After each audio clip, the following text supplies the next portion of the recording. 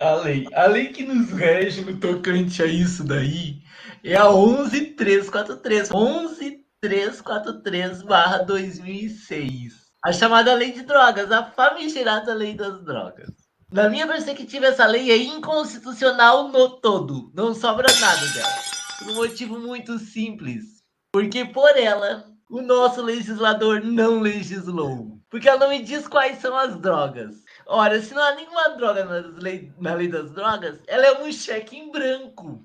Normas penais em branco são aquelas normas que transferem a outro poder, a outra fonte normativa, a incumbência de preencher o conteúdo vazio daquela lei. Significa dizer o seguinte: como ela é uma norma em branco, como eu disse, ela transfere ao Poder Executivo a tarefa de publicar a lista de quais são as drogas. Entenderam o problema em que nós estamos? Qual é a norma que preenche o conteúdo em branco da lei das drogas? É a portaria da Agência Nacional de Vigilância Sanitária, número 344, de 1998, que traz a lista das drogas.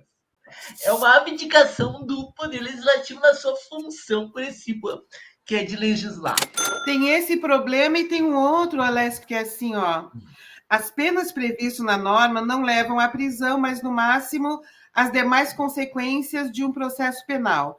Na prática, no entanto, a falta de distinção faz com que, em diversos casos, usuários sejam classificados como traficantes, ficando sujeitos a penas privativas da liberdade.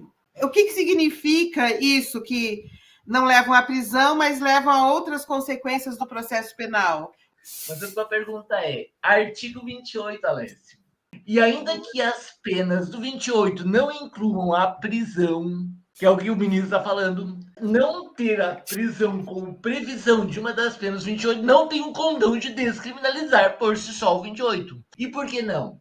As penas ali previstas e o fato do 28 estar na lista dos crimes, por si só, já torna o réu etiquetado com a pecha de não primário. Essa pessoa já está socialmente etiquetada, Fernanda. O locus do 28 é o lugar do crime. Ele é um crimeco, mas crime é. É todo o argumento para liberar o uso em cima dessa questão da liberdade individual. E toda a questão da organização social em torno do trabalho com drogas, né, o comércio, o varejo, o atacado, tudo isso não parece que não é uma coisa assim que se está levando a sério nessa discussão no momento, né? Gente, eu estou falando isso, eu não tenho interesse nenhum, pessoal, em maconha, tá? Eu não fumo maconha e não trabalho com tráfico de drogas também. Então, realmente não é uma questão que tenho interesse, mas eu sei que socialmente é um grande problema, é uma grande questão. Não uso, eu estou nem aí pro carinha que usa, sabe? Eu quero entender melhor as relações de trabalho envolvidas na circulação das drogas. E é tão pouco falado sobre o trabalhador, que é o cara que é criminalizado, que vai preso, entendeu? Que tem que se armar, que é assassinado porque não tem lei que regula a venda, a cobrança, a distribuição, então é tudo regido pela força. E por que o chefão mesmo está escondido, né? Com a cocaína no aviãozinho presidencial quando o Bolsonaro viajou para a Europa. Então, são essas pessoas que estão falando contra a legalização. Por que o capital não quer legalizar? E aí veio com essa conversinha para o usuário não ser criminalizado. O artigo 28, o 33 e o 36. Resumindo, o 28 é o usuário, tá? O 33 é o famoso traficante. E o 36 é o financiador do tráfico. Tanto um quanto o outro tem, assim, crateras e buracos negros ali. A diferença entre o 28 e o 33 é a cara do freguês. Gostaram do versinho? A diferença entre o 28 e o 33 é a cara do freguês. Porque o 28 tem o parágrafo 2º. Para determinar se a droga destinava-se a consumo pessoal, olha o perigo, vírgula, o juiz atenderá à natureza e à quantidade da substância apreendida, ao local e às condições em que se desenvolveu a ação, às circunstâncias sociais e pessoais, bem como a conduta e aos antecedentes do agente. Ou seja, se é branco do Leblon, não é traficante. Se é Madureira, é traficante. Essa é a diferença. Não, e como revela que essa questão da guerra contra as drogas é uma perseguição contra um povo muito específico. Exato, ela é uma lei com endereço certo. O CEP é o que decide se é 28 ou 33. Rocinha 33. 28 Leblon. Assim, simples assim, não tem conversa. Empodera o juiz para ele decidir. Olha o que ele diz ali, ó. Olha, ele não tá mentindo. Ao local. E as condições em que se desenvolveu a ação. Vamos traduzir isso? 60 gramas de maconha na mão do bonitinho do posto lá do Leblon é consumo pessoal. 30 gramas na mão do aviãozinho do morro é tráfico. É chocante como isso é explícito, escancarado, né? Mas sem vergonha na cara, uma coisa dessa, né? O 33 também tem um furo. O 33 é uma lista, é um total de 18 verbos. É o artigo, com certeza, com mais verbos da lei brasileira. Importar, exportar, remeter, preparar, produzir, fabricar, adquirir, vender, explorar, venda, oferecer, ter em depósito, transportar, trazer consigo, guardar, prescrever, ministrar, entregar a consumo ou fornecer drogas. Ainda no último verbo, fornecer drogas, tem uma vírgula, porque diz assim, ó, ainda que gratuitamente. Ou seja, eu posso ser condenado por tráfico sem vender drogas, sem lucrar. Basta ter a Então, pele escura.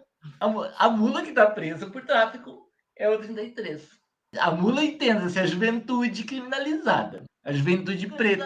O atacado está escondido no 36. E esse do atacado escondido, ele não quer legalizar, porque ele está ganhando muito dinheiro. Porque se legaliza, vai ter que começar a ter direitos trabalhistas, vai ter que pagar imposto. Aí o cara lá do Leblon não quer, né? O deputado não quer. Esse 36 é filho do Divino Espírito Santo. Ele nunca vai pra cadeia. O que mais prende no Brasil é a lei de drogas. Porém, os traficantes não estão presos. Porque os traficantes são 36. E isso que a mídia chama traficante é 33. Só que 33 é avião, é mula. Se chama comércio a retalho. Esses são os verbos, só dois. Financiar ou puxar qualquer verbo do 33 é o 36. Ou seja, é o tráfico por excelência. Esse ninguém tá preso. Ou os que estão são muito Vocês acompanham as notícias dos escândalos, assim, as denúncias de que as igrejas são um lugar muito fácil para lavar dinheiro de drogas, ou assim, onde circula muito dinheiro de doação. E essas pessoas, os que estão lá no púlpito, estão falando contra as drogas, mas existe uma grande suspeita, gente, e às vezes assim, indícios fortes de que eles também estão lavando o dinheiro desse comércio. Eu acho assim que a gente não pode enfatizar só a questão evangélica, porque tem uma igreja no mundo que ela é a única igreja que tem um banco. E qual é essa igreja? É a Igreja Católica. E esse banco, desde o reinado lá antes do Paulo II, isso está fartamente documentado. Ele é um banco de lavagem internacional de dinheiro. A lei, ela realmente faz isso que a gente está falando, né? Nesse caso, o trabalhador que é criminalizado. O chefão está no Congresso ou está escondido em algum condomínio fechado com heliporto, né? Falando pela família os bons costumes, se disfarçando nisso. A lei também é, né, fraca com ele. E o usuário, agora que é o filho desse cara, também tem uma discussão aberta se vamos legalizar o uso. E o trabalho continua criminalizado. É isso mesmo, gente?